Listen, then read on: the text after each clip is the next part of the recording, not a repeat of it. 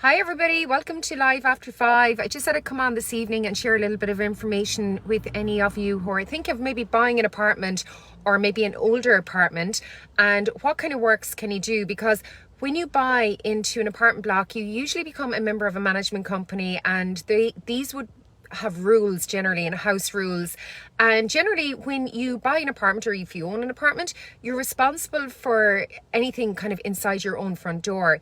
But when it comes to upgrading the insulation and maybe thinking about changing the windows, there's a few things you need to consider. Now, most apartment blocks would have, when they were building the blocks, there would have been, planning permission in place. It could have even covered the colour of the building. It may have covered the types of windows. So for example, if you're buying an apartment and there is PVC white windows in the apartment and you want to change them, you want to upgrade them, and maybe there's a design on the window, like, those kind of cross features that would run down through the middle and across a window.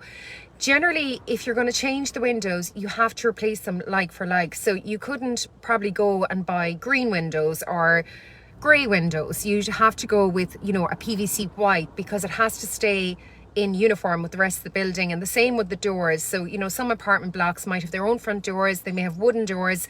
And you might say, oh, well, I want a different type of door. I want a door that's all glass, or whatever it is. So you would have to find a door that would be in line with everything else that's in the building.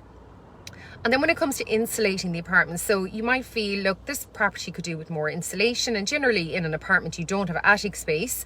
So that, going into the attic, doing attic insulation is generally ruled out.